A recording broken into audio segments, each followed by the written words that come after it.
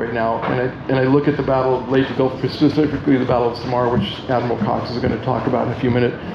Any battle where you're hopelessly outnumbered and you're fighting to the death for everything that you believe in, and when you finally are alive and the bad guys have turned and they're running, and this is a situation that happened, a signalman on board the carrier, the small Jeep carrier that had the Admiral in charge of that small task force, Taffy 4, turned to the Admiral as the Japanese fleet, battleships fighting destroyer escorts and little escort carriers. He turned to the Admiral and said, as this fleet had turned and was leaving, "Damn it, Admiral, they're getting away." That's America. That's where Americans fight. Admiral Cox, welcome to the stage.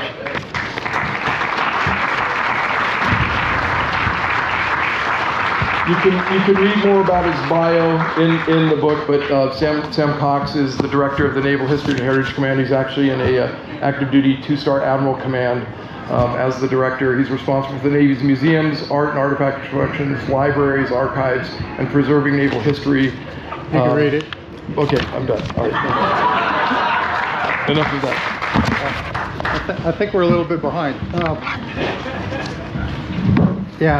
So I'll dispense with the pleasantries, but for those Robert Smalls fans here, stand by for a really pleasant surprise coming up soon. I'll just leave it at that. I'm going to try to tell the story of the battle midway, or Leyte Gulf, the largest battle in the history of naval history, in 15 minutes. And I'm going to do it by focusing on one part of the battle and one ship in that battle. So next slide, please. And next slide, please. And the reason I'm focusing on the battle off, what's called the Battle off Samar, is the assessment of Admiral Samuel Eliot Morrison, who wrote the definitive history at the time of World War II naval operations, who said that in no engagement in its entire history has the United States Navy shown more gallantry, guts, and gumption than in the 2 hours of this particular battle. And I think you'll see why shortly. Next slide. In October of 1944, the Allied advance across the Pacific has reached the Philippines. General MacArthur has landed on the island of Leyte.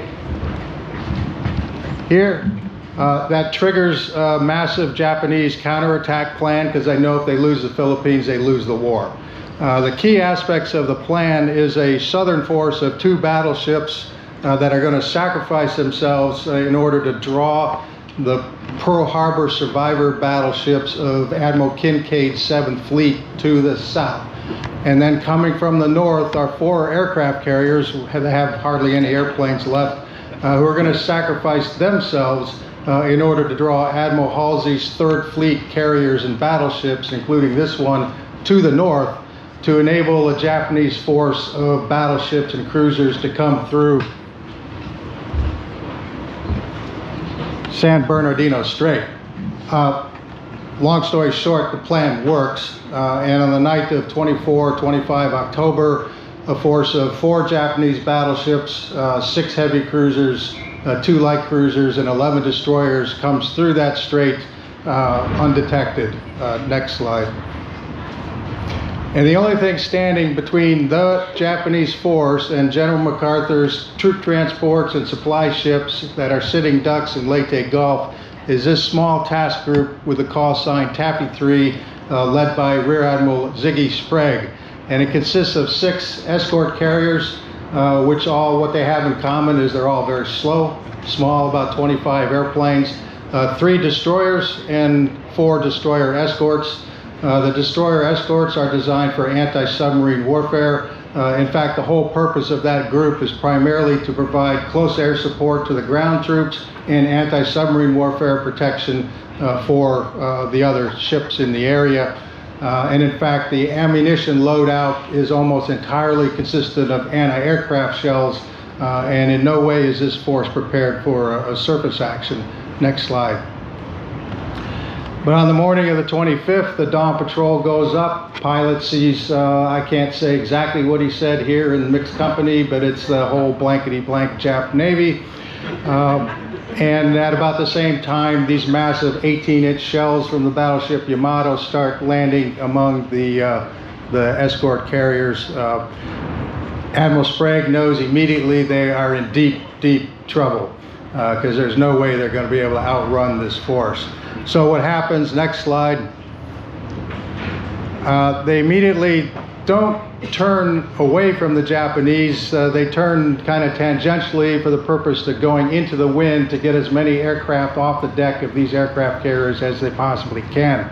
And this shows kind of the opening phase of the battle as the destroyers, and yet they're making smoke, which actually proves to be very effective, confuses the Japanese. The thing that's wrong with this painting is the Japanese are using colored dye for different ships. So this is actually reds, greens, purples, pinks. It's a Technicolor extravaganza that no one ever seen before, because all previous battles were night actions on surface actions. So next slide. The ship that's closest to the Japanese is the destroyer Johnston, commanded by Commander Ernest Evans. He can see the tactical situation developing. He knows something needs to be done to slow the Japanese. So before receiving any orders, he single-handedly turns that ship and launches a solo daylight torpedo attack against that entire Japanese force, which stuns the Japanese. They're not expecting any kind of samurai sacrificial bravery like this. Johnston survives a hail of shells all around, gets close enough to fire 10 torpedoes. One blows the bow off the lead Japanese cruiser. A second cruiser stops to transfer the admiral. So basically, this ship takes 2 of the 6 heavy cruisers right out of the battle, and then gets clobbered. Takes refuge in a rainstorm temporarily. Next slide. As that's going on, Admiral Sprague realizes that he needs to do something else to slow the Japanese down, because he's still trying to launch his aircraft. And he directs the Wolves to attack, which is the 2 remaining destroyers. And essentially, without saying so, sacrifice themselves in order to buy time. Well, one of the little Wolves, which is the destroyer escorts, is this one, Samuel B. Roberts, commanded by Lieutenant Commander Bob Copeland. This is one of the 4 destroyer escorts that's the closest to Japanese. It's also the only one that still has its original torpedo tubes on board, 3 torpedoes. And for that reason, Copeland decides that he's going to go in with the other 2 destroyers. And as those 3 ships are going in, Evans takes his battered ship out of the rain squall in order to provide support for these forces going in. But as the Roberts is charging the Japanese, Copeland comes on his 1MC, the public address, and tells his crew, "We are going into battle against overwhelming odds from which survival cannot be expected. We will do what damage we can." And for an hour and 15 minutes, the Roberts survived the hail of fire from these Japanese ships, jinking, weaving, chasing shells. The Japanese gunnery, the smoke, the rain squalls, everything made things difficult. And during that period, Roberts fired those 3 torpedoes, one of which hit one of the Japanese heavy cruisers and crippled that, and then engaged in a gunnery duel with another heavy cruiser, and Roberts actually got the better of it. Her shells in no way, especially anti-aircraft shells, can't penetrate heavy cruiser armor, but what they can do is decimate the anti-aircraft gunners on those ships that they're dueling. Same thing with the Heermann and the Hull are doing the same thing. Hull eventually is the first one to be sunk, but eventually, towards the end of the battle, Roberts is hit by heavy cruiser shells and then several battleship shells, which eviscerate her engineering spaces, and she goes dead in the water. And as the Roberts is sinking, the commanding officer orders his quartermaster to hoist the biggest American flag that they have, so that everyone can see that as the ship goes down. And actually, the Japanese destroyer that comes closest to the Roberts as she's sinking actually is throwing wooden crates and things into the water in order to basically support the survivors of the Roberts. And that ship also saluted. The officers on the bridge saluted the Roberts as she went down. Same thing happened with Evans and the Johnston as well. So next slide. This one shows a little more of the color of what's going on here. These massive battleship shells as these destroyers are bobbing and weaving, amongst them. Next slide. Probably what causes the most damage to the Japanese is the aircraft. Initially, the ones that come off of Taffy 3, a lot of them don't have any gas. They immediately crash in the water, but they needed to get them off the flight deck. A lot of them have no weapons. Some of them have, all of them have the wrong weapons. These are dropping depth charges on surface ships. Some of them that don't have any weapons are attacking anyway under the theory that if they're shooting at me, they're not shooting at the other airplane that does have weapons. But in the time that the Taffy 3 has delayed and slowed the Japanese, Taffy 2 aircraft have had time to put torpedoes on, and with the anti-aircraft gunners decimated, they're able to score some serious hits. And 3 of the Japanese heavy cruisers are crippled and will eventually be sunk. So the cost to the Japanese for Admiral Kurita, who's in command, he's running his ships out of gas, he's running them out of ammunition. He thinks he's up against a much bigger force, and he's suffering damage, not sinkable stuff mostly, except for the heavy cruisers. But at this point, where with victory appears to be in his grasp, he turns away. In what is probably the most second-guessed decision in the entire history of World War II. The second most second-guessed would be Halsey's decision to leave San Bernardino Strait unguarded and fall for the decoy. But next slide. This is at the very end of the battle. One of the escort carriers has been hit in Gambier Bay. She's falling behind and she will sink. You can see other shell splashes coming on. But at the very end, the Johnston, is still surviving, fakes out the Japanese destroyers into firing their torpedoes too early, and they run out of steam before they get to the escort carriers, and so only one of them is lost. Next slide. As soon as that action is over, this force comes under the first kamikaze attack for this group, but on this Taffy 1 actually had the first attack earlier in the day. But the St. Lo is hit, and in keeping with the sailor superstition that it's bad luck to change the name of the ship, 2 weeks before this, she was USS Midway. The Navy wanted to use that name for the ship that's now down at San Diego, changed it to St. Lo. 2 weeks later, so much for the superstition. So she goes down. Next slide. The same breakdown in command and control that led to San Bernardino Strait being uncovered also affected the rescue operations. So Roberts' crews and many of the others of those ships that went down wind up in the water for over 50 hours before they're rescued under shark attack, ingesting salt water. Many sailors who would have otherwise lived actually died while they were waiting for rescue. About 1,200 were actually picked up out of the water, but 800 from that entire force were lost, which, although this is considered to be a miraculous victory, 800 lost is about the third highest total of casualties of any single sea battle in U.S. Navy history. So victory has a price. So next slide. Let me jump ahead to 1986. The third ship named after Samuel B. Roberts is FFG 58 under the command of then Commander Paul Rinn, who unfortunately recently passed away. When he commissioned the ship, he made a conscious effort to inculcate into his crew the story of the legacy of valor of the first Samuel B. Roberts, to the point where he had this brass plaque here made up and installed, on board the ship. And one interesting on there is when Samuel B. Roberts was a coxswain at the Battle of Guadalcanal, who sacrificed his life in order to save Marines who had gotten trapped behind Japanese lines in extricating them.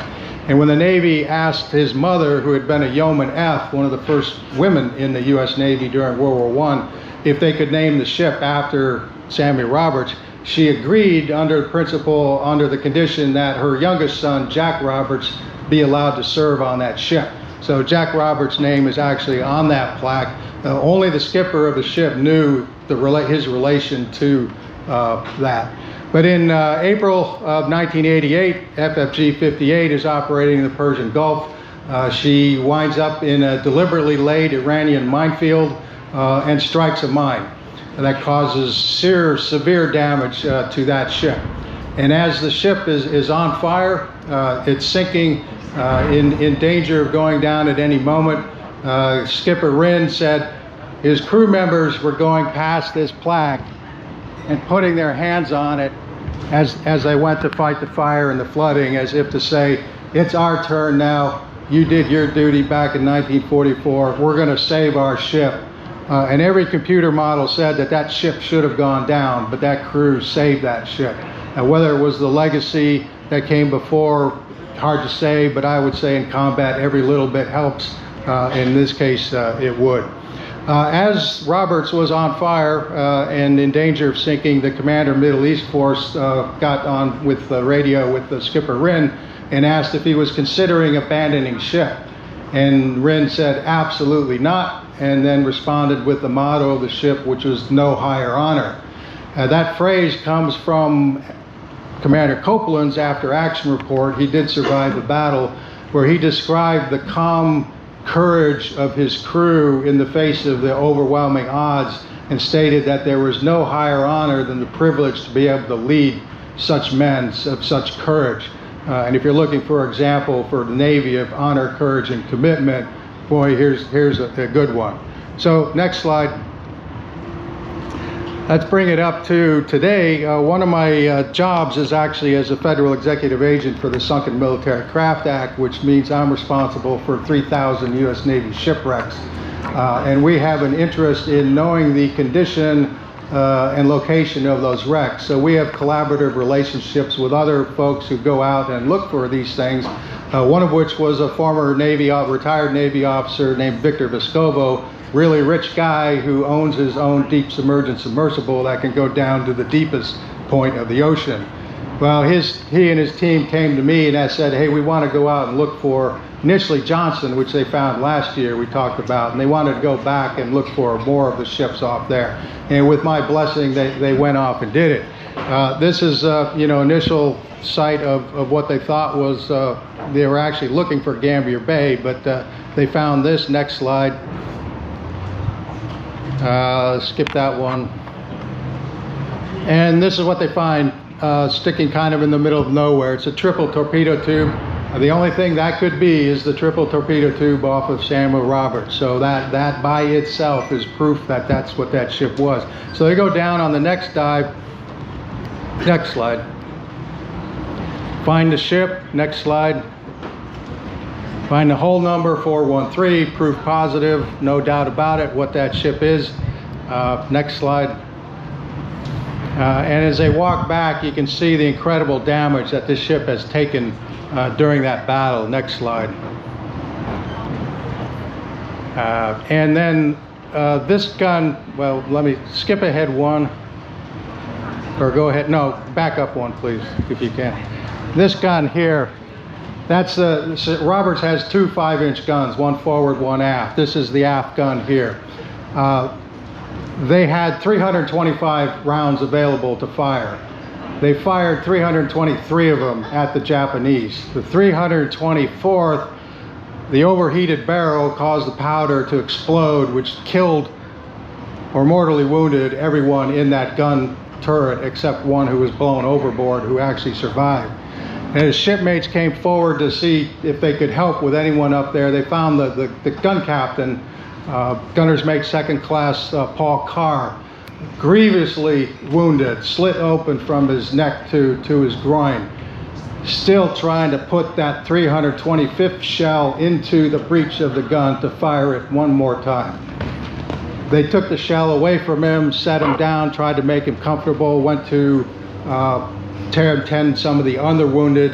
When they came back, Carr had gotten back up again, still trying to put that shell into the gun for one last shot at the enemy. And I would submit that, that's exactly the kind of, honor, no higher honor than the privilege to lead someone like that. He was awarded a Silver Star.